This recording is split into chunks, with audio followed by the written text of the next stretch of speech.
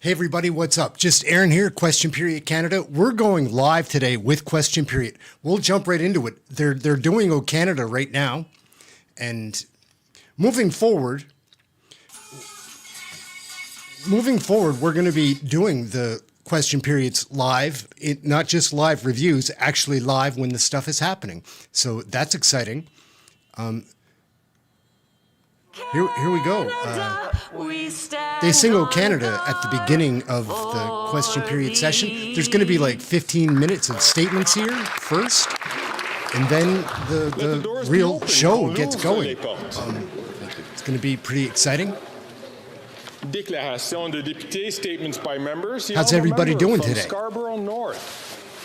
Monsieur le Président, I rise today during Tamil Heritage Month to recognize the invaluable contributions of Tamil Canadians to our great nation. From the arts and sciences to business and community service, Tamils have played a pivotal role in shaping the cultural mosaic that defines Canada. Every January, Canadians are encouraged to learn about It's funny, during the statements, culture, histories, and traditions of the Tamil. During the statements, you often get MPs that we don't normally see.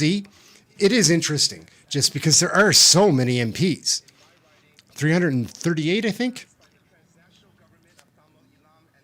Heritage Month Council, the event also highlighted the ongoing struggle for accountability and reconciliation for the Tamil people. As Canadians, let us reaffirm our commitment to peace and justice and stand together in solidarity with Tamil communities from coast to coast to coast. Nandri Vanakkam. The honourable member from Calgary, Rocky Ridge. Well, after 8 years, more than half of all Canadians are struggling just to cover their mortgage or rent, food, home heating, and gasoline. Taxes and the inflation that's caused by taxes, wasteful spending, and deficits are crushing Canada's middle class and those desperately trying to cling to it. And for those Canadians who have even just a little bit left over at the end of the month after paying their bills and who want to enjoy a basic Sorry guys, just one technical thing I've got to indulgence, check. like a night out for dinner and a bottle of wine with a loved one, or a beer with some buddies while watching a game. This NDP Liberal government is going to raise the taxes on beer, wine, Which set do you prefer? Do you prefer the little tiny TV with the newer ones, or some bigger ones? I'm not sure.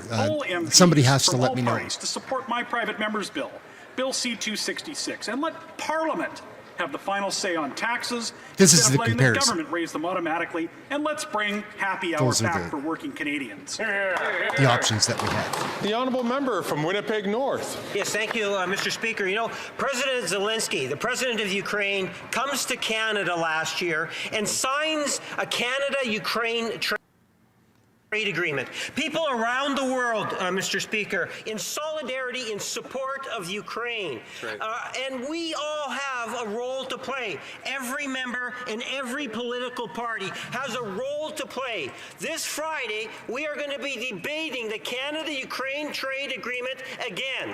We are hoping that all members of all political parties can get behind the Canada-Ukraine trade agreement, Mr. Speaker. What we should be doing is we should be saying no to the MAGA right and yes to trade, Mr. Speaker, and I am calling on all members of this chamber to vote in favor of the Canada. Kevin Lamoureux is a fool. The Honourable Member for Montarville. Thank you.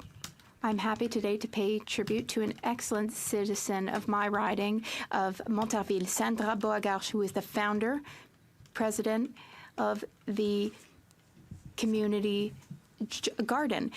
It's an organization that promotes not only gardening, but also respect for nature and healthy life habits, especially through healthy nutrition. She is a leader. She promotes gardening, and she contributes greatly to the community. That's why Ms. Shannon, what's up? received the Garden Hero Prize last week from the Canadian Gardening Organization. She is the only Quebecois recipient of this prize. I'm very happy to make this statement 1 week before the community garden starts up its activities again. Congratulations, Ms. Okay, we'll stay with the old TV and then. Congratulations to the organization and all of its members. It's been 116 days since the October 7th attacks. 116 days of hostilities, violence, and an ever-escalating humanitarian crisis in Gaza. I continue to be in full support of a complete and sustainable ceasefire. Hamas must surrender and release all hostages. More humanitarian aid must reach civilians, and innocent people must be protected, particularly children who have suffered the worst consequences of this war. I'm grateful for our government's decision to increase the humanitarian assistance being provided to Gaza, now over 100 million, with Canada providing an additional 40 million in humanitarian aid and support to address the urgent needs of the Gaza Strip. We also have an obligation to ensure that Canadians can reunite with family members in the Middle East. In the case of journalist Mansour Schuman, I hope for his safe return to his family in Canada as quickly as possible. I'm proud that our Prime Minister has pushed back against Netanyahu's reckless rejection of a two-state solution. Indeed, the only way forward for Palestinians and Israelis is to have an internationally recognized Palestinian state that is safe and secure with borders. We believe in a two-state solution. We believe that peace is Get some possible. likes going. Maybe we can have some more people tune in. Put it out in the algorithm. Mr. Speaker, last week the federal court issued a damning indictment against this NDP Liberal government. A federal court has ruled that they violated the rights of Canadians by invoking the Emergencies Act to quell protests in Ottawa. In the words of the judge, quote, there was no national emergency justifying the use of the Emergencies Act. Canadians deserve answers, and that's why tomorrow at the Public Safety Committee, Conservatives are demanding an investigation into this government. After 8 years of this Liberal government, Canadians have no trust that these Liberals will defend their rights. So much for being the party of the Charter. The Prime Minister suspended civil liberties. He froze Canadians' bank accounts, and he demonized Canadians did all who those oppose things. these Liberals' policies. He needs to be held accountable. Conservatives will fight for answers, for transparency, and for accountability. And when will these NDPs stop supporting these liberty-crushing Liberals and finally take a stand to hold this government accountable? When will they take a stand? It's a good question. Like, JAGMEET must be losing so much credit by hanging on to this coalition government. To remember Canadians a member aren't of my stupid. community of Ottawa Centre that has tragically passed away after giving so much to this place as a member of the Parliamentary Translation Services team. Katie Thompson was a Hansard translator who spent 16 years working diligently to provide us all with the expert-level translation services we have come to expect in this House. Over the course of her work, Katie contributed substantially to our parliamentary record. While she may have left us at the too young age of 41, her translations will live on forever in the historical record of our democracy. Her family, colleagues, and her entire community here in Ottawa Centre and at home in Thunder Bay are so proud of her. While she was taken away from us from this world too soon, Katie had an incredible impact on the people she worked with, and I would like to take this opportunity to say a final thank you to Katie and to celebrate the work she has done. Thank you. The honourable member from Northwest Territories. Mr. Speaker, I would like to send best wishes to Mitzi Hudson on the occasion of her 100th birthday. Mitzi turned 100 on They do a lot of December 9th. birthday wishes and Born in recognitions Slovenia, in these Mitzi landed statements. in It's kind of Northern funny, Wales in weird. 1955. Without knowing a word of English, she began working in the Imperial Oil Mess Hall. It was here that Mitzi met the love of her life, Eddie Hudson. Mitzi has worn many hats over the years, from working in the hospital, owning a hotel, and countless hours volunteering in the church. Mitzi is fluent in 4 languages and is an accomplished seamstress, dancer, gardener, and baker. Her cherry cheesecake was once auctioned for $1,400. Mitzi is an unsung hero, and her selfless character and genuine kindness is why she has such a vast network of friends and admirers, along with 2 children, 4 grandchildren, and 4 great-grandchildren, and many, many other friends and family. I want to wish Mitzi a very happy 100th birthday. 100 years old, eh? That's pretty incredible. The honourable member Imagine. from Prince George, Peace River, Northern Rockies. Thank you, Mr. Speaker. After 8 years, Northern Canadians have learned the hard way that this Prime Minister is not worth the cost. Northwest Territories Premier R.J. Simpson recently said, the costs are already high. Higher costs are not the solution up here. Adam and Chris from Yellowknife handed me their monthly heating bills of $1,400, $1,700, and $2,100 because of this Prime Minister's carbon tax. But Northerners have a choice next election, Mr. Speaker. On one side, they have a costly coalition, NDP Liberal government, who have driven up heating costs in the north because of their carbon tax, broken housing promises because 0 homes built in Nunavut last year, doubled the national debt with little northern infrastructure to show for it, and doubled violent crimes across Canada. On our side, we have a common sense plan that we, along with our leader, will axe the tax, we'll build better homes, we'll fix the budget and stop the crime, and we'll bring it home. Bring it home. I like Bob Zimmer. The honourable member from Fredericton. Mr. Speaker, January 4th in Canada is National Ribbon Skirt Day. This day is the culmination of the hard work of Bella the Brain, of Cote First Nation and Indigenous peoples across Turtle Island, of Senator Mary Jane McCullum, and both houses of Parliament that offered unanimous support for a day that celebrates and uplifts Indigenous women, girls, and two-spirited peoples from coast to coast to coast. Each year, the movement grows bigger. Reconciliation is a complex and multifaceted process. National Ribbon Skirt Day is but one piece of this important puzzle. Let me quote from the legislation. Whereas Indigenous women are life givers and are entrusted with the traditional knowledge to care for their families, their communities, and the environment. Whereas the ribbon skirt is a centuries-old spiritual symbol of womanhood, identity, adaptation, and survival, and is a way for women to honor themselves and their culture. Whereas the ribbon skirt represents a direct connection to Mother Earth and its sacred medicines. This recognition is enshrined in law, Mr. Speaker. Canada has come a very long way. Keep rocking those ribbon skirts. The honourable member from Edmonton, Wisconsin. Some of them look so excited when they get up to speak. Build the homes, fix the budget, stop the crime. 12 words, 4 straightforward conservative promises that have Liberal MPs in panic mode. Sloganeering they protest, as though their own Prime Minister doesn't spew meaningless catchphrases like a pull-string doll.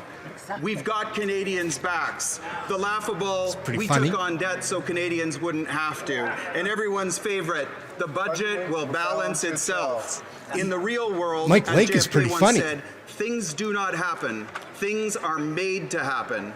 These 12 words are about making things happen. Each short promise packs in an action towards a positive outcome on a critical issue for Canadians. Axe the tax, build the homes, fix the budget, stop the crime. Whether it happens this spring, next winter, or in the fall of 2025, a strong Conservative government will restore common sense to Ottawa. And with that common sense, hope for a better life for all Canadians. The honourable member from Cumberland, Colchester. 40% of Nova Scotia households are struggling to pay their electricity bill, making Nova Scotia choose between eating and heating. And we all know, sadly, that 2 million Canadians visit a food bank every month. The NDP Liberal Coalition policies have also failed to provide affordable housing in Canada. In December, rents are at their highest level ever, skyrocketing to $2,178. This has doubled under this Prime Minister. And let's talk crime. Since this Prime Minister was first elected, car thefts across Canada have increased dramatically. They have doubled in Montreal and tripled in Toronto. Canadians will have a very simple choice in the next election. On the one hand, you'll have the costly coalition of the NDPs and Liberals who will take your money, tax your food, punish your work, double your housing costs, and unleash crime and chaos in your community. Or you can have the common sense Conservatives who will axe the tax, build the homes, fix the budget, stop the crime. That's the choice, Mr. Speaker. Hear, hear.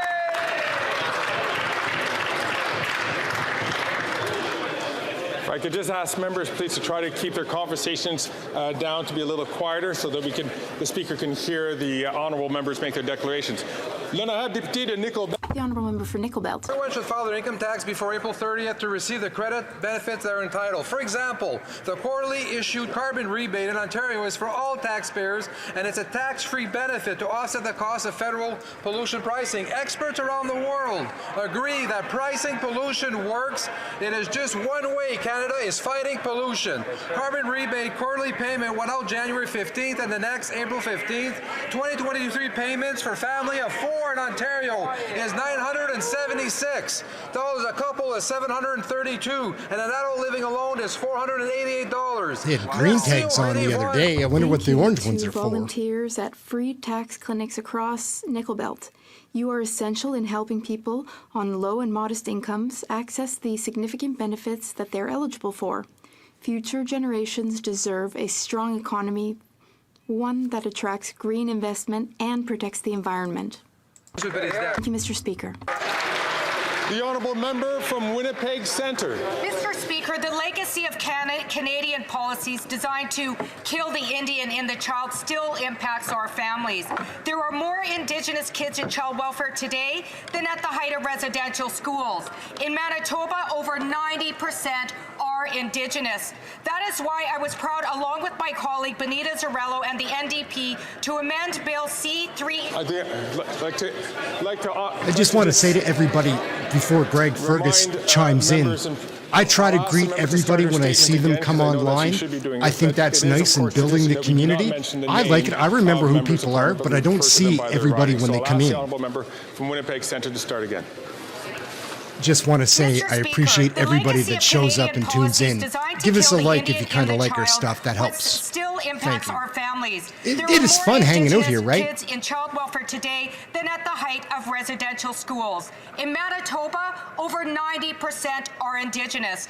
That is why I was proud, along with my colleague from Port Moody, Coquitlam, and the NDP, to amend Bill C-318 to provide EI benefits for kinship and customary care. I was concerned that the Liberal members abstained from voting, but not surprised considering they voted against our amendment to affirm the free, prior, and informed consent of Indigenous parents in the national child care legislation. If this current government is not ready to give our kids back, then their words of reconciliation are empty. The government must uphold Bill C-15, which mandates the government to take all measures necessary to ensure that the laws of Canada are consistent with the United Nations Declaration on the Rights. The honourable member for Beauport-Limoilou. Thank you, Mr. Speaker.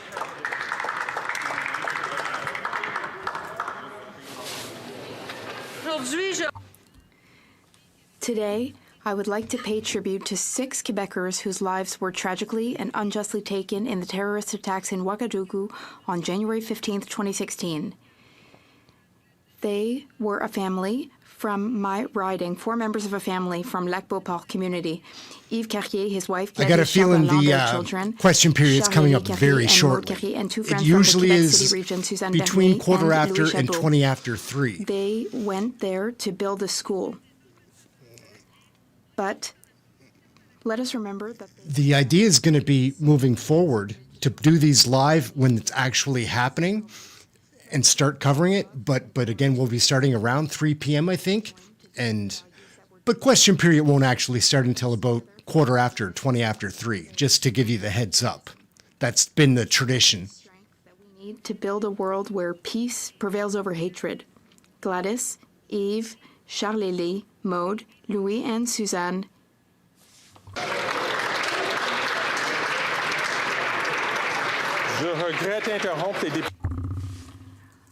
I regret to have to interrupt members during their declarations, but they must keep it under 60 seconds. Man, this guy, Greg Fergus, right? All they have is time. Mr. Speaker, after 8 years of this government, the damage is staggering. Economic recession on the horizon. Canada's worst housing crisis ever.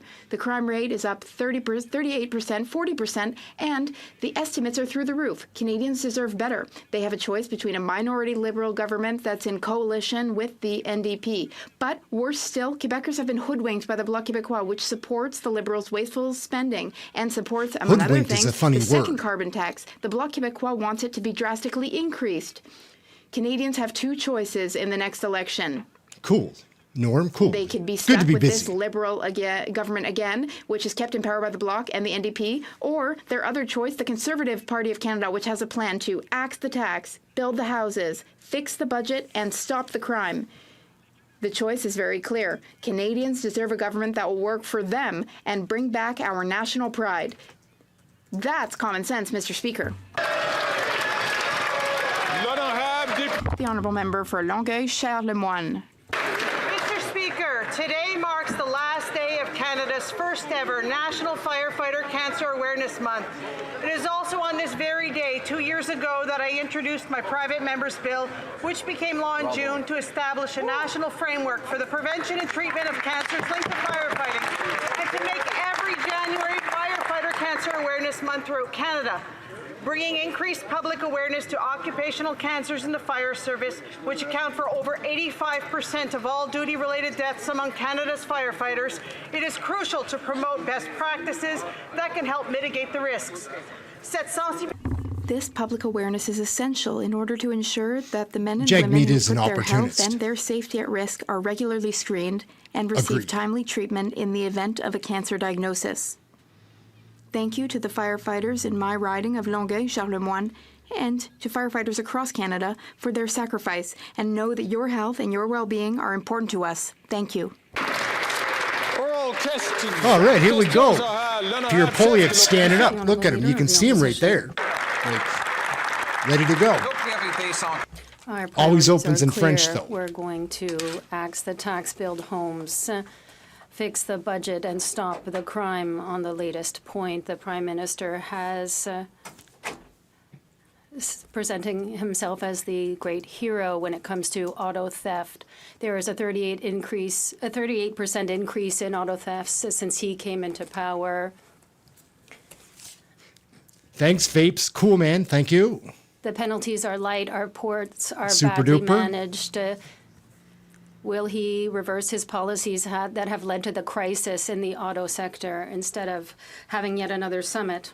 The Right Honourable Prime Minister, Mr. Speaker, the former Conservative government cut programs to protect civilians, be it auto theft and cutting ports. We are investing to ensure that we can be there to keep Canadians safe and protect Canadians from being victims of crime. We will continue our work and our investments. We will work with partners, and we will take action. The Conservative leader is putting forth slogans and easy solutions that aren't real solutions. We will do the necessary work. The Honourable Leader. I'm worried for our country too, Jeanette. I'm the same. Perhaps the fact that his policies are more costly. It's true, much more We costly. have some hope here, possibly. And We need an election. there was less spent for fewer thefts. 2/3 left less thefts in Toronto in 2015 when he took power. He's letting car thieves off lightly, and he's not managing federal ports properly. Will he reverse the policies that have led to this crisis? Does seem like some common The Right sense. Honourable Prime Minister. Look at who showed up today. Justin Trudeau. Blow King Everything is being Cowboy. done to fight auto theft. Cowboy There's a clown. national summit on combating car theft, which is bringing together the various leaders from the different sectors and jurisdictions to address the problem. We are already getting results. Our border services officers have already stopped the theft of 1,600 cars in 2023. We will continue to do the work while the Conservatives are making political attacks. The opposition. Mr. Speaker, our priorities are clear. We're going to axe the tax, build the homes, fix the budget, and stop the crime.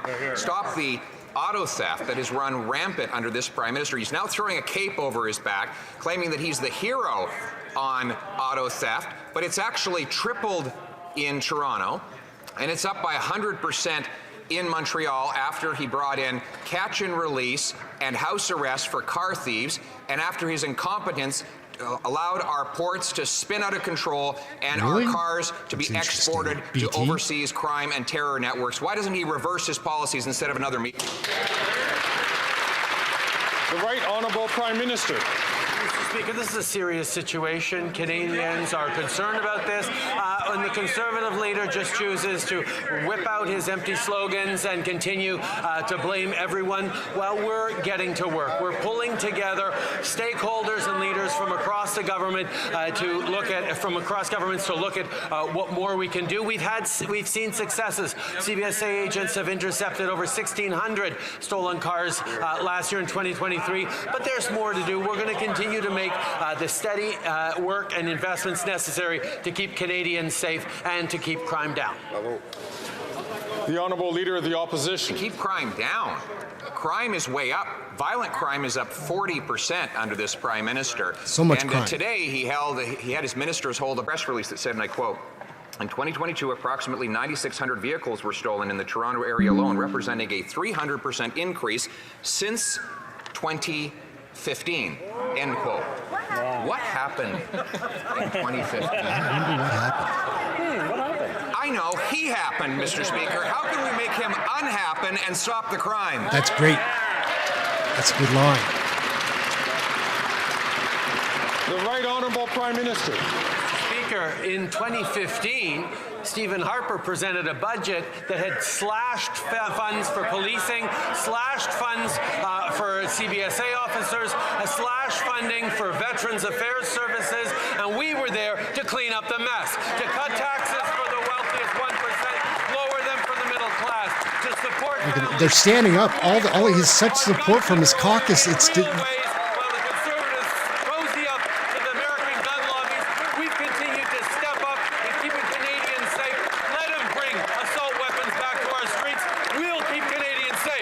oh my God. If you don't know how much propaganda and BS that just was, then it might sound legit. Wow, is he ever losing control of himself? Oh my goodness. Screaming and hollering like that. Mr. Speaker, it's his press release that says that in Toronto, auto thefts are up 300% since he took office. His solution is to hold a summit. He held a summit on food prices. Food prices went up. He held a summit on housing. Housing costs doubled. How much is crime going to rise after all the bigwigs go to his summit? It's funny. Poilievre's on fire, guys. Trudeau makes it easy, I guess. Speaker, the leader of the opposition has trouble believing that we would actually include real facts in our press release, something he and the Harper government never did for years. Yes, Mr. Speaker, there is a real challenge around auto theft in this country, and our solution is to roll up our sleeves, pull together partners from across the country, and get to solving it. His solution, throw his hands up in the air, blame a raft of political attacks on us, and continue to see that he's not putting forward any real solutions, Mr. Speaker. The honourable member for Beloit-Chambly. Okay, well, we've got some Quebecois, some Bloc going to be asking questions that are more Order, please. pertinent to that nation than our nation of Canada. The honourable member for Beloit-Chambly. Medical assistance in dying is profoundly marked by progressive policies in Quebec. We are there to admit, all of us, that the hypotheses on which a person who is currently suffering from a mental condition cannot make, a serious mental condition cannot make a decision. Other people know that their condition will deteriorate and can make a decision now. So it could already be set out in Quebec that they could be allowed to do this. Will the government consider this? The Right Honourable Prime Minister, Mr. Speaker, as my honourable colleague says, the choice of getting medical assistance in dying is an extremely difficult choice. It's a very personal one as well. As a society, as a parliament, it is our responsibility to find the balance, an adequate balance in a difficult situation that respects the rights and freedoms of an individual and to protect the most vulnerable. That is why for years we have been studying, assessing, taking measures, proposing debates, listening to experts, and we will continue to be open to all kinds of suggestions as we continue to work responsibly together. The honourable member for Beloit-Chambly. I'm asking the Prime Minister to recognize that these are two different situations. That is, people who are already suffering from a mental health condition, which does not allow them to make a decision, and people who are currently in possession of all their full faculties and who can make a decision in advance. I think the Prime Minister could consider it, or does he fear that the religious right will not allow this? The Right Honourable Prime Minister. Mr. Speaker, we know full well that this is a real issue that my colleague is raising. It is a question that is being asked, along with a number of other difficult questions.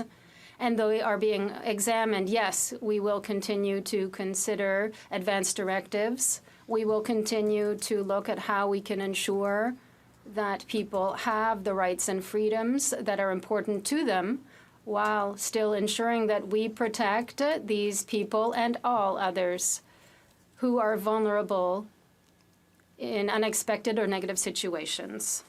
From Burnaby South. Thank you, Mr. Speaker. The Liberal Member of Parliament for Davenport claims that there is no housing crisis in Toronto. The rest of the Liberal MPs for Toronto would rather fight the City of Toronto than actually deal with the crisis of housing. Here's what frontline workers are saying. Quote, on the ground, we've seen a man recently arrived from Africa die in an encampment while trying to stay warm. So will the Prime Minister listen to his out-of-touch Liberal MPs or to frontline workers trying to save people's lives? Think Trudeau's going to get up and answer JAGMEET? I think he is. Mr. Speaker, we have been there for investing in housing across the country, including with hundreds of millions of dollars directly for the City of Toronto to invest in housing, housing affordability and fighting homelessness. We know there's lots to do, and we're going to keep doing it, whether it's signing housing accelerator agreements across the country, whether it's introducing a suite of new measures to unlock the construction of 600,000 new apartments, whether it's cracking down on short-term rentals to unlock even more apartments, or introducing a mortgage charter to protect homeowners from the stress of elevated interest rates. We are taking... The Honourable Member for Burnaby South. An 83-year-old woman was kicked out of her housing that she has lived in for 30 years. Given the Liberals and Conservatives' housing crisis, she doesn't know where she's going to go. The Liberals have resources, the power to resolve the housing crisis. When will the Prime Minister stop picking real estate giants instead of women like the one I'm speaking about? The Right Honourable Prime Minister. Mr. Speaker, we are taking concrete action to ensure the construction of hundreds of thousands or millions of housing across the country, along with the municipalities directly and the provinces and Quebec. We are here to ensure a reduction in red tape, the acceleration of permits, improvements in zoning. $4 billion is on the table to deliver housing, and we will continue to do this work in a serious and responsible manner. The Honourable Leader of the Opposition. Prime Minister needs a summit to find out about the problem of auto theft. We can help him. He is the problem. It was his policies that caused the 300% increase in auto theft in Toronto. And he's asked for solutions. Well, we have some of those too. Will the Prime Minister agree to reverse his catch and release bail policy for car thieves, end house arrest for those who steal cars, and put an end to his incompetence at the Port of Montreal, from which so many of our vehicles are being shipped to organized crime and terrorist networks abroad? The Right Honourable Prime Minister. Mr. Speaker, what's interesting about the Leader of the Opposition is he doesn't actually care about auto theft. He cares about making a good political attack on the government because people are facing real challenges. What we are focused on is solving the challenges. What we are focused on is initiatives like we announced today of $121 million to fight auto theft in Ontario. We've been working to bring together stakeholders and leaders across the country to bring forward more positive solutions to build on the 1,600 recovered autos that we prevented from being stolen last year. He's hard to listen to, right? He just is. I'm going to ask all members once again to please restrain Greg, yourselves. Fergus is hard to listen to. Questions and to listen to the answers. And when you have the floor will be yours. The Honourable Leader of the Official Opposition. Monsieur le Président. Mr. Speaker, he says that he's stopped 1,600 cars from being stolen, but there were 100,000 stolen in 2022, an increase of 34% across the country. You would need a great big meeting to understand the problem. He's the problem. We have solutions that make common sense. And the catch and release bail and house arrest for car thieves and ensure better management at the Port of Montreal to stop the exporting of our cars elsewhere. The Right Honourable Prime Minister. Once again, he is accusing people in Quebec of being incompetent. That's a real pattern for the Conservative leader. We are here to work hand in hand with the municipal leaders, police chiefs, provinces, in order to resolve this problem. We are here to work in a responsible manner by investing, for example, $121 million to fight auto theft in Ontario, which we announced today. There is work to be done, but it's not using empty slogans and making personal attacks that will solve these challenges for Canadians, but we are doing the work. They always brag about how much money they spend. Mr. Speaker, never about how much they save. He is accusing Quebecers of being incompetent, saying that the Port of Montreal is managed by them. It's a federal port, so it's not true. He is the one who's incompetent, and he is the one that has caused this problem. And this is the problem across all the ports in Canada. Because of him, the federal ports are poorly managed, and that's why there's such a high rate of crime. Once again, we have common sense solutions. Will he end the automatic catch and release bail, house arrest for car thieves, and stop the incompetence at the ports that's causing the auto theft crisis that he caused? The Right Honourable Prime Minister. I've already responded to the concerns on car theft, but the Leader of the Opposition wants to talk about common sense and crime and violence. Why is he listening to the American gun lobby, which wants to bring back assault-style rifles to our streets and to our communities? Each stage of the last That's the second time he said that Poilievre wants to bring back assault rifles because he is to our streets, being controlled by the American gun lobby instead of standing up to protect communities and control guns and demonstrate that he really is concerned about Canadian safety and security. The Honourable Leader of the Opposition. Not only is he not worth the cost, he's not worth the crime, and now he's spreading disinformation. Years after he promised he was going to ban these so-called military assault rifles, they're still legal in Canada, and he's paying foreign hunters to get into helicopters and fly around over Vancouver Island to slaughter deer that our hunters would have taken down for free for the meat. When will this Prime Minister stop his policy of targeting lawful Canadians and go after the real criminals that are terrorizing our streets?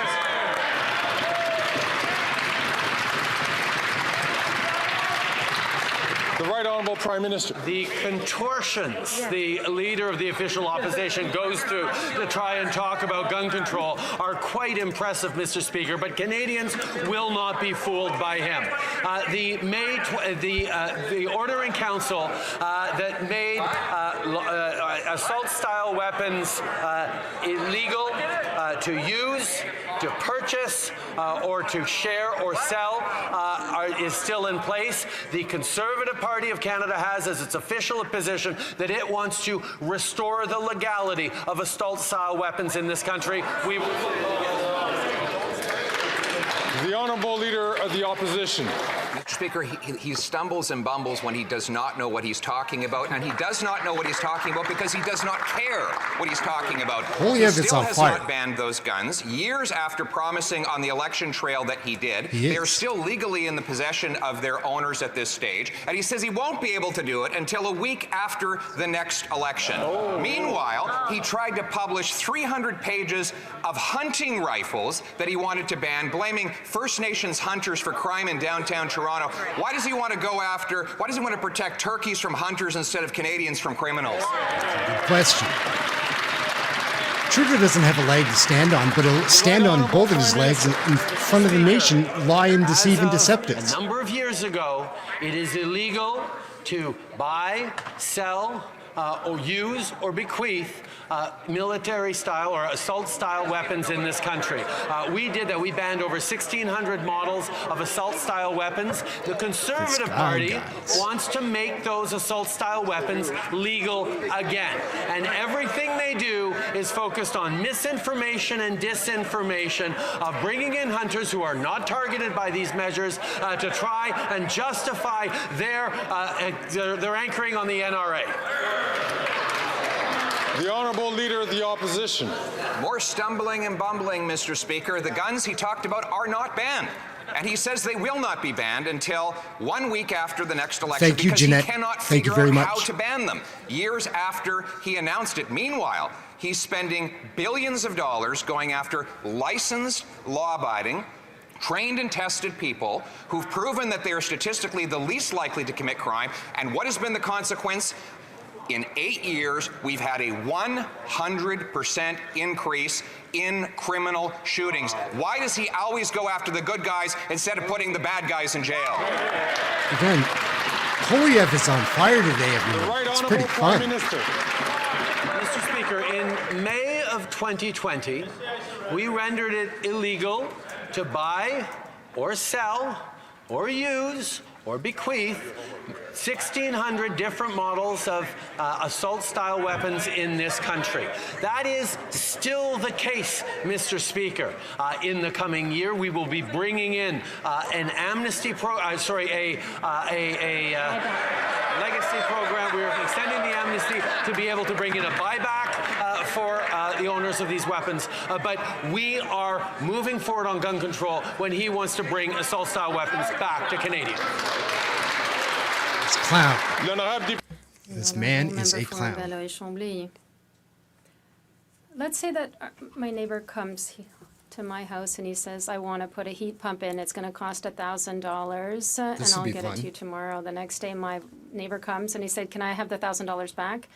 And I say, I won't give it back to you. Perhaps I'll give you a little bit of it. And that's what's happening in immigration. Quebec is being told, pay the bill for the asylum seekers, we'll pay you later. Ottawa is saying, well, now I'm not going to pay you back, perhaps just a little bit. Can the Prime Minister recognize his debt and commit to paying it back to Quebec? The Right Honourable Prime Minister. Mr. Speaker, since the beginning, we have recognized the extent to which Quebec and Quebecers have borne a heavy burden with regard to the illegal arrivals at Roxham Road in particular. And we have resolved that issue with the Americans and airports. We are here to help. We are working hand in hand with the Quebec government. We are discussing with that government how we can support them best. We have seen their request for funding. We are working with them because we recognize that, yes, Quebecers are bearing the burden and we will be there to help them. The Honourable Leader of the Bloc Québécois. Well, the only hand that there is here is the Minister of Immigrations. Well, they commit in an election year, letting Quebecers believe or being asked the question whether his word means anything, if he's reliable, if he's worthy of confidence, or is it that we can't believe him when he says something? The Right Honourable Prime Minister. Mr. Speaker, at each step of the way, we are here to work respectfully with the provinces and territories, with Canadians and the governments across the country. It's true that sometimes there are differences of opinions and perspectives, but at each stage, we are working respectfully and keeping our word. And we are focusing on what is in the interest of the people across this country, and we will continue to do that. Yes, we can be a reliable partner, and we have shown it quite often, and we will always be. The Honourable Leader of the Official Opposition. Prime Minister has hit Canadian farmers with a carbon tax that drives up food prices at the grocery store, food prices that are rising again only months after he promised they would come down. I asked him late last year if he would talk to the Medeiros farm about their rising carbon tax bill. They just got their bill for December, and it is $21,000 in carbon taxes alone. I ask now, as I asked back then, how exactly will the Medeiros family pay this bill when it quadruples to over $80,000 a year?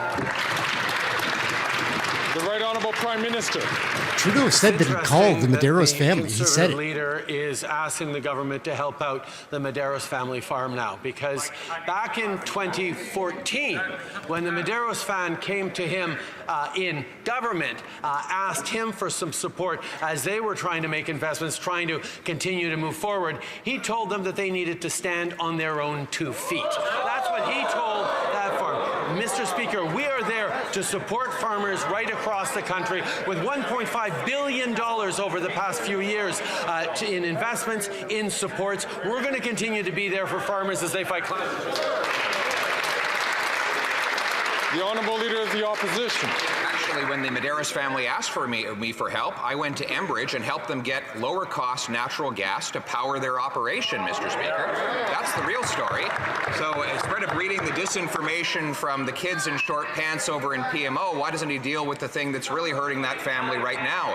A $21,000 monthly carbon tax bill that is passed on to the trucker who ships the food and the grocer who sells the food. So once again, how much will Canadians have to pay in higher food prices when he quadruples the carbon tax?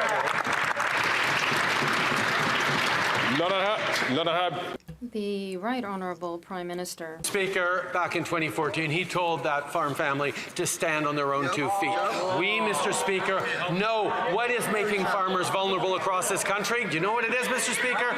It's climate change. It's the fact that a change in climate causes droughts, floods, and fires, which droughts, floods, and fires end up hurting crops, end up hurting growers. Another bump. That's why we're stepping up on fighting climate change. Farmers across this country know how important it is to sustain and protect our land. That's exactly what we're doing. That's exactly what we're going to continue to do. The Honourable Leader of the Opposition. He mentions drugs. That's another crisis that he has caused, Mr. Speaker. But back to the cost of food, heat, and groceries. This Prime Minister plans to raise the carbon tax again on April 1st. Another hike to the gas, the heat, the grocery bills. Another hit to the Nova Scotia families who can't afford to pay their utility bills. And another hit to working class families while he jets around the world carbon tax free. If he can't have the common sense to axe the tax, will he at least cancel his plan to hike the tax on April 1st? It's going to be bad on April 1st, guys. Like a bad April Fool's Day joke. The Leader of the Opposition is proposing to cut for Canadians the carbon rebate, Mr. Speaker. The checks that Canadians get in price on pollution is in place that they are relying on to enable them to both fight climate change and support their families. We are going to continue to be there to fight climate change and put more money in the pockets of 8 out of 10 Canadian families. When he talks about cutting climate action, he's also talking about cutting those checks that arrive in families' bank accounts 4 times a year. Glad to have you back, Ken. The Honourable Leader of the Opposition. According to the Parliamentary Budget Officer, the average 60% of Canadians are paying more in his carbon tax than they get back in rebates. And now we learn that 40% of Nova Scotia households are struggling to pay their electricity bills. The carbon tax, of course, applies on the share of electricity that is generated through traditional hydrocarbons and other fossil fuels, Mr. Speaker. The Prime Minister is going to hit Canadians with yet another tax hike on April the 1st. Will he, if he can't summon the common sense to axe the tax, will he at least cap the tax so Canadians can afford to eat? The Right Honourable Prime Minister. Mr. Speaker, we are fighting climate change and creating a stronger economy at the same time as we ensure affordability for Canadians. Those carbon rebate checks that go right across the country in areas where the federal price applies help out 8 out of 10 families with more money than they pay in the price on pollution. We will continue to be there to both invest in families, to support them, while the Conservative leader proposes to cut rebate checks to Canadians. We're going to keep doing it while we fight climate change. The Honourable Member from Burnaby South. Millions of Gazans rely on UNRWA for food, water, and shelter. People are starving. Children are eating grass just to survive. Yes, serious allegations need to be investigated and prosecuted. No, children should not pay for this. Why is this Prime Minister fueling this war with Canadian arms and punishing Palestinian children who did not commit a crime. Here, here. Here, here. The Right Honourable Prime Minister. We are, of course, deeply concerned with the devastating scale of the humanitarian crisis in Gaza. We recognize UNRWA's essential role under dangerous conditions in providing life-saving assistance. So we will work with the agency and other donors to support the investigation into the serious allegations against its staff. But let me be extremely clear. Our determination to provide relief to Palestinian civilians has not changed, and our work with our partners is constant. We're looking at ways to continue to provide additional support to those desperately in need, in addition to the $40 million we just announced yesterday. The Honourable Member from Burnaby South. The Prime Minister knows well that no other group can do this work. That's right.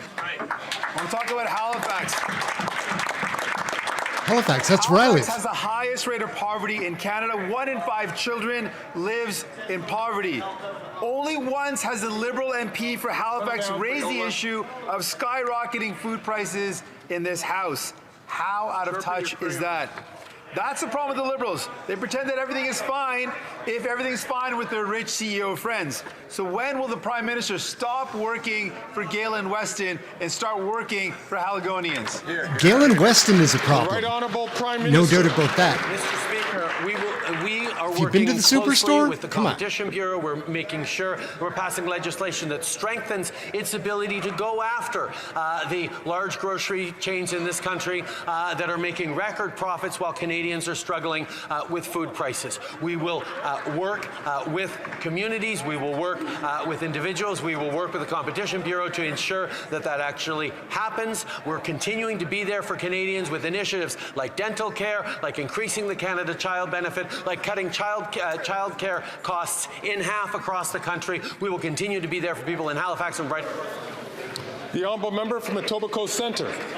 Mr. Speaker, my question is to the Prime Minister on our support for Ukraine. Ensuring Ukraine's victory is vital This guy's to a Canada's nut. security. Just wait. Ukraine must win. Otherwise, Guaranteed, Europe, no matter US, what he and says. Canada will be next in defending ourselves against Russia's aggression. So every Ukrainian fighting today is one less Canadian who will have to fight in the future. Every dollar we spend today is millions of dollars less that we will have to spend in the future. We understand this, but Conservatives continue to vote against support for Ukraine, against support for Canada's national security. Can the Prime Minister assure Canadians that this government will stand with the Ukrainian people until they win, until we all win? The Right Honourable Prime Minister. Etobicoke Centre is right. Before the holidays, Canadians all witnessed the Leader of the Opposition forcing his caucus to turn their back on Ukraine. They turned their backs on fundamental Canadian principles and bowed down to the pro-Russian narrative. I know the leader won't change his mind, but Ukrainian Canadians across the prairies are hoping that at least some brave Conservative MPs will do the right thing and vote their conscience and their principles. Let everyone in this House who stands with Ukraine stand up and be counted. Does anyone here care a lot about the Ukraine? Like, because we've done enough. Like, what is their obligation to the Ukraine? Wednesday, I know it's caucus day, I know that people are primed up, but I'm going to ask members, please let us restrain ourselves so that we can hear the questions and we can hear the answers. Yeah. The Honourable Leader of the Opposition. Mr. Speaker, what this Prime Minister has is a pro-Russia energy policy that forces the Europeans to buy their energy from Russia by denying Canadians the ability to sell our own. He prefers military equipment for Putin instead of paychecks for Canadians. He does want to export detonators and turbines to Putin so he can pump his gas and power his landmines. Why doesn't he stop using Ukraine as a political tool and actually do something to stand up and help win the war? Man, Pierre is on fire today. Like, again, I'm not a conservative, but I just think that we need change in Canada, and we're not going to elect the Bloc Québécois. So Poilievre seems to be the guy. The Right Honourable Prime Minister from the top, please. Volodymyr Zelensky came to Who this cares about House Vladimir and Zelensky? asked I don't all of at us all. to support Ukraine in its fight for freedom and its economic independence. Vladimir Zelensky asked us to support a renegotiation and a renewal of the Canada-Ukraine free trade deal. In this House, everyone except Conservative MPs stood up to support Vladimir Zelensky. The Prime Minister has 10 seconds left on the clock, but I'm going to ask all members, Fergus I'm is going to ask a in particular moron. member from Dufferin-Caledon, please, to allow the answer to be heard, so that, because it's not only important for all of us and for Canadians to hear that, but it's important for members, especially members who require translation. They can't hear over the heckling. So let us make sure that we have an opportunity to hear clearly the questions and the answers. The Honourable Prime Minister, 10 seconds left on the clock. Mr. Speaker, Ukrainian Canadians from across the prairies are begging their MPs to please stand up for Ukraine. Will they do that, Mr. Speaker, in the upcoming Ukraine free trade vote?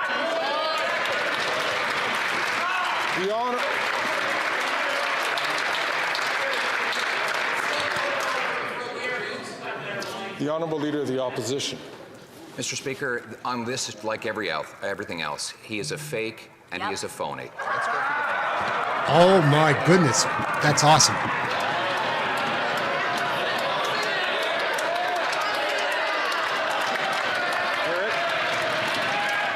Let's see what Greg says about this, because they're all giving an ovation now. They're look at them all. Yay. Anthony was better than Fergus. I prefer Chris Donchma for the Speaker of the House. Or, I forget her name at this moment, but the lady that fills in for Donchma when he's not there, anybody's better than Fergus. They sent him on this mission, Trudeau did, to bring decorum to the House and ruin it for everybody with this wokeness. The opposition is a load of crap. Well-experienced man in Parliament. I would caution him to avoid using language like that could cause disruption and could be interpreted. Cause destruction. The honourable member from the top, the honourable Leader of the Opposition. Doing good, Robert. Thanks for This asking. carbon tax deal does not distract from the fact that he announced $400 million in surface-to-air equipment that he has still not delivered. Right. What he did deliver is detonators to Putin, so that Putin can put them in landmines and blow up Ukrainians. He delivered a turbine that was refurbished in Montreal so that Putin could put it in his pipelines and pump gas and make money off Europe that we should be bringing home to this country. Why is it that he always stands up for the dirty dictators like Putin instead of the paychecks for our people?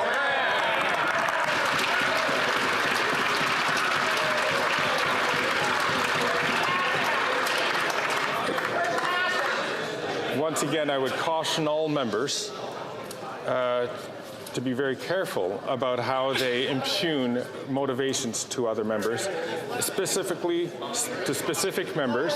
And this was the subject of a declaration which the chair had made back in October. And I encourage all members to please refer to it again to making sure that we keep on the right side of parliamentary language.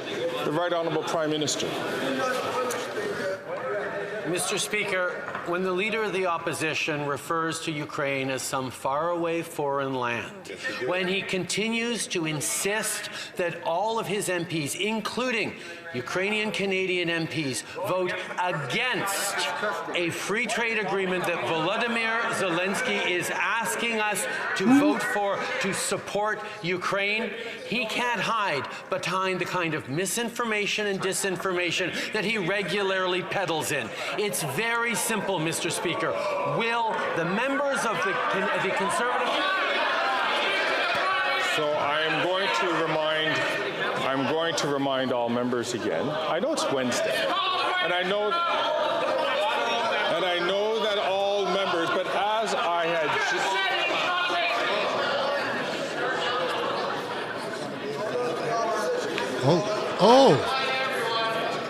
How did he survive that scandal that happened just before Christmas? To the same degree that I just made a statement to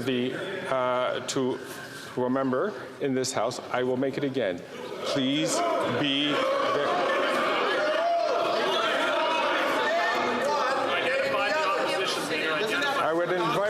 members to please listen to their whips for a second, and I will... Can you have them sit down when you're up? Thank you. It's important.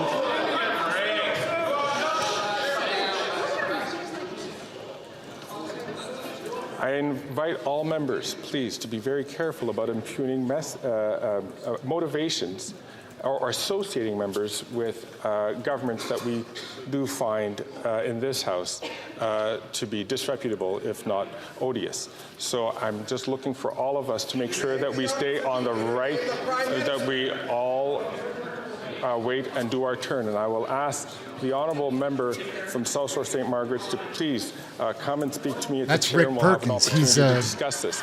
I know Rick The Perkins. honourable leader of the opposition. Mr. Speaker, he could not point to a single thing that I said that was untrue, because it is all factual.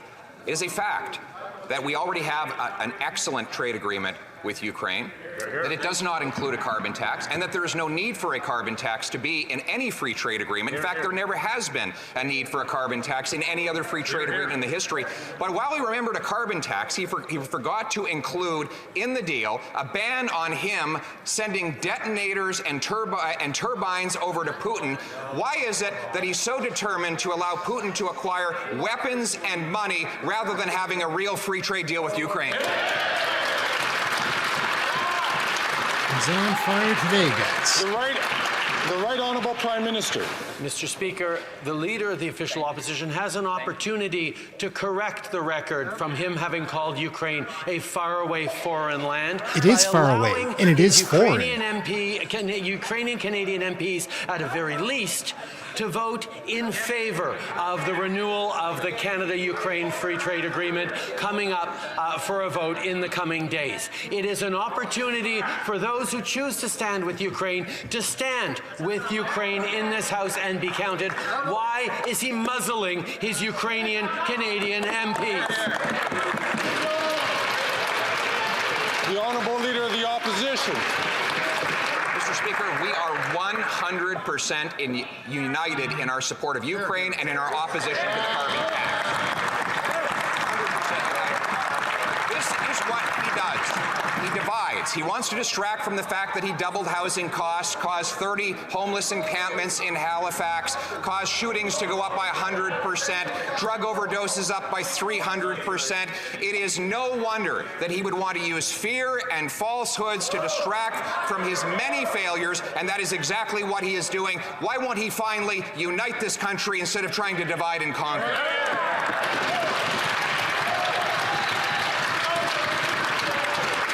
The right honourable Prime Minister. Mr. Speaker, this House used to be united in its support of Ukraine and its support of Volodymyr Zelensky.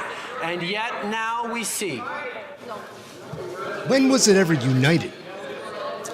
Please. He's just Prime full Minister of. Start up again, and I ask all members. I don't please, try to listen swear to on the here, but response he's without full of it, interruption, man. Like, so that we can have an orderly House. Prime Minister from the top. Mr. Speaker, this House used to be united in its unequivocal support for Ukraine. When? And then the leader of the opposition disparagingly referred to Ukraine as a faraway foreign land. I remember exactly when that happened. Like, that's not the way it went down. Demanded that all his MPs, including Prairie MPs who have strong Ukrainian Canadian populations, vote against a free trade deal that Volodymyr Zelensky has deliberately and directly asked Canadians to support. When will he stand up for Ukraine? Hands in the air, guys. I don't know what to say. I find that part frustrating to watch because, like, if Canadians don't know, they'll just trust it. They'll just believe it. Of CBC Radio Canada's CEO, Catherine Tate. Sorry, I'm just going to ask the honourable member to start again because his microphone was not loud enough for the speaker to hear them or hear their question. So the honourable member for Drummond. Let's go back, if you will, to the committee appearance of Catherine Tate, CEO, CBC Radio Canada's CEO yesterday. Nothing in her testimony yesterday reassured anyone of her vision for French language, news and culture. She's maintaining the 600 job cuts, which are disproportionately detrimental to the French-speaking community. And yet, this morning in a press scrum, the government opened the door to additional financial support for Radio Canada. Will the Prime Minister commit to making any additional assistance to Radio Canada hinge on cancelling the job cuts? The Right Honourable Prime Minister. Mr. Speaker, at a time of misinformation and disinformation and the transformation of our media and digital era, we need CBC Radio Canada to be strong, to protect our culture, to protect our democracy, and to tell our strong stories from CBC one does end of the nothing country for to our another. country. We'll always be here to defend CBC Radio Canada, and we are going to seek to make necessary investments so this can continue to fulfill their mandate to inform and to strengthen democracy here in Canada. The Honourable Member for Drummond. Perfect. The Bloc will support the Prime Minister if he offers assistance to Radio Canada, but which must be conditional on keeping jobs. But Radio Canada is the only one crying foul. All electronic news media are demanding the same support like our newspapers. We've seen huge job cuts at Bell and TVA. Weekly publications are losing their distribution channels, not to mention the news blackout at Meta. Will the Prime Minister give all news media the same consideration he's given to CBC Radio Canada? The Right Honourable Prime Minister. Mr. Speaker, supporting journalists and local media is very important for this government, particularly at this time that is challenging. This is why we put forth C-18, which will help our journalists at all levels to continue operating. We'll be here to support free and independent press that is professional. We know there's a lot of work to be done still at this time of uncertainty, and we will be here to work with all parties who want to protect journalism, unlike the Conservatives. The Honourable Leader of the Opposition. Years, this Prime Minister is not worth the cost of housing, which has doubled since he promised to lower it. But there is good news. Rent is down for the 8th consecutive month in the United States. Meanwhile, I was going to it has say, more I was than wondering what's doubled going on. under this Prime Minister. It's up 9% in the last year alone. Can the Prime Minister explain why is rent going down in the States while it skyrockets under his leadership here at home? The Right Honourable Prime Minister. I'd like to give the Leader of the Opposition another opportunity to apologize for referring to Ukraine as disparagingly as a faraway foreign land. The Honourable Leader of the Opposition. Speaker, the question was about rent in Canada.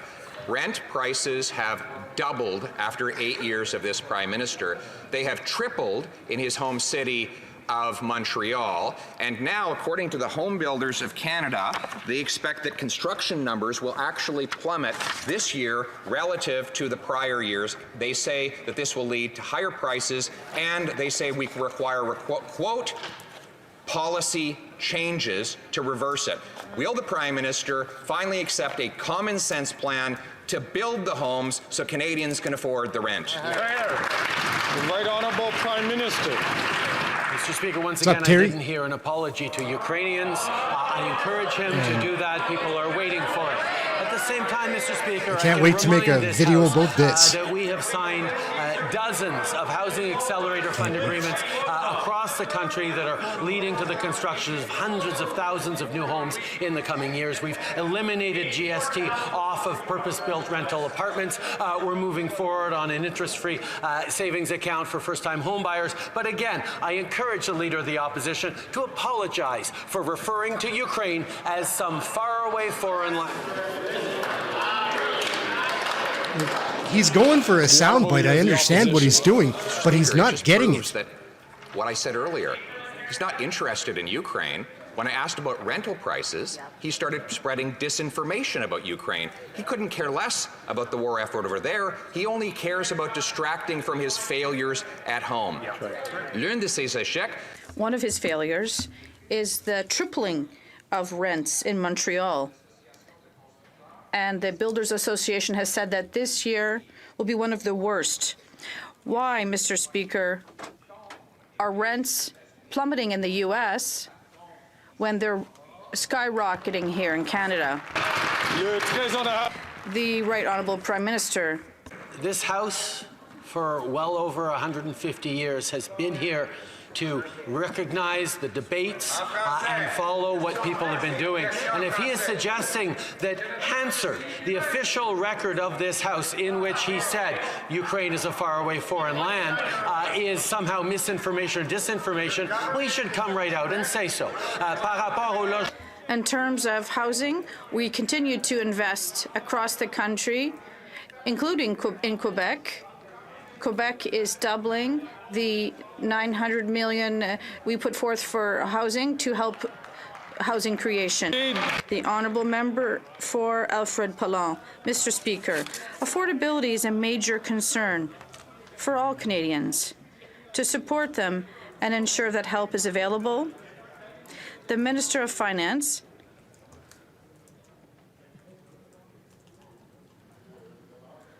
I would ask the member to start his question again, please. Mr. Speaker, affordability is a major concern for all Canadians. To support them and ensure that help is available, the Minister of Finance presented the fall economic statement. Can the Prime Minister remind the House of the important measures contained in the fall economic statement and why it must be passed quickly by this House? The Right Honourable Prime Minister. Thank you. I'd like to thank the member for Alfred Paulin for his question. The Leader of the Opposition spends a lot of time talking about affordability, but we haven't seen any sign of a proposal. And the Conservative leader, if he really wants to help Canadians, he can vote in favour of the fall economic statement, which deletes GST on psychotherapy and on co-op construction and creates EI insurance for adoption. Or he could help Canadians by voting in favour of the economic statement, but he continues to focus on cuts and austerity. The Honourable Leader of the Opposition, the reality is what Canadians are already living through, because rents have doubled across Canada. After 8 years of this Prime Minister, he promised to reduce costs, but he has increased bureaucracy. According to the Builders Association, yesterday, the record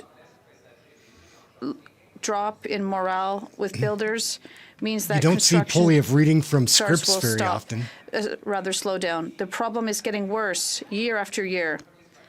Will the Prime Minister finally accept our common sense plan to cut red tape to increase construction starts? The Right Honourable Prime Minister. Mr. Speaker, the Conservatives' plan is eliminating dental care for Canadians. Dental care that has already helped 400,000 children, and now 400,000 seniors are also signed up for this.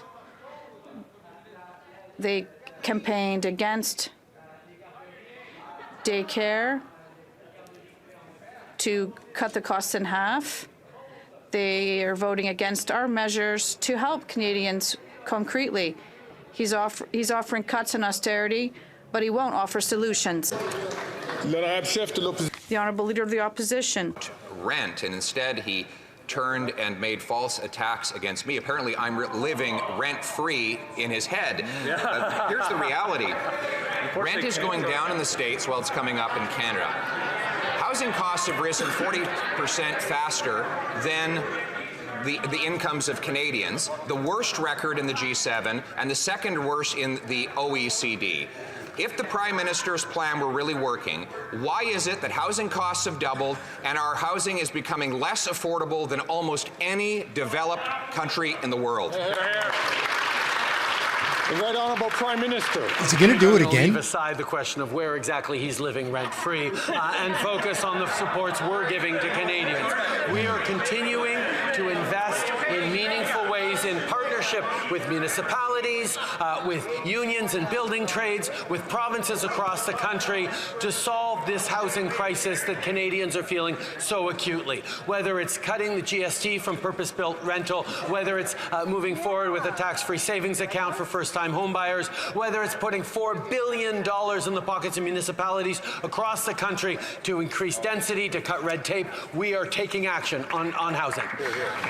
The Honourable Leader of the Opposition. Oui, prend beaucoup d'actions pour... Yes, he does a lot to increase housing costs. Rents have doubled, mortgage has doubled. According to the news, the rental market says that rents continue to skyrocket in Quebec. At the same time, that construction starts are dropping considerably. Can the PM finally stop building bureaucracy so we can finally start building homes? The Right Honourable Prime Minister. The housing plan from the Conservative leader is mostly treating Quebec officials like they're incompetent. We are working with Quebec officials, with the provinces and the municipalities to invest. And I'd like to underscore that the $900,000 we put forward to accelerate housing construction in Quebec was doubled by the Quebec government to ensure that municipalities can do even more to tackle this housing crisis. That's a concrete plan, not these insults. The Honourable Member for Halifax West. Yesterday, the MP for Dufferin-Caledon applauded the Housing Minister for moving quickly on his file. And I quote, he said, new programs, new initiatives, and new plans, despite the fact that his own leader has obstructed every measure we've brought forward to support Canadians. Can the Prime Minister stand in support of the MP for Dufferin-Caledon and update Canadians on what new housing programs, initiatives, and plans this government has announced this week? Right Honourable Prime Minister.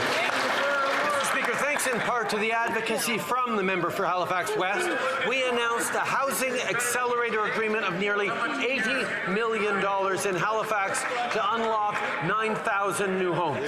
While the Leader of the Opposition is picking fights with municipalities, we're working directly with them to reduce red tape and revolutionize the way homes get built in cities across the country. On this side, we're bringing forward real solutions to address housing affordability, while he spends his time attacking and insulting.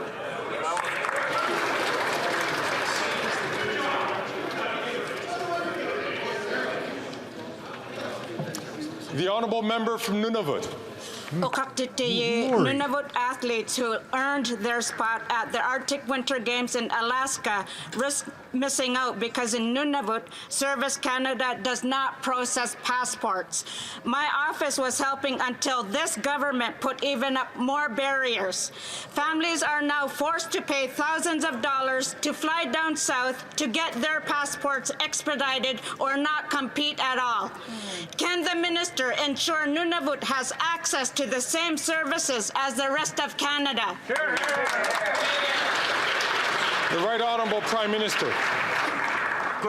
For the question. I know it's an important one for families across Nunavut, and that's why we're committed to working to resolve this issue. I was just up in Nunavut for a historic announcement around devolution a few weeks ago, working directly with the Premier to demonstrate how we build a stronger future together. This is an issue that I know the Minister is engaged with. We will look for solutions. We want to make sure that our young Nunavut athletes show what they're capable of at the Arctic Winter Games. Go Canada, go. Go Nunavut, go.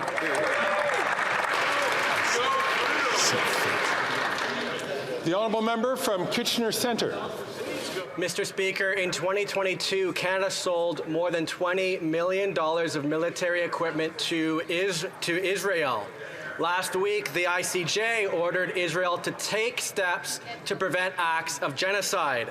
As a signatory to the Genocide Convention, Canada is bound by this decision. Our own Export and Import Permits Act also forbids these sales if there's a substantial risk they could be used to violate international law. Given Canada supports the ICJ, will this government put in place an embargo on military exports to Israel?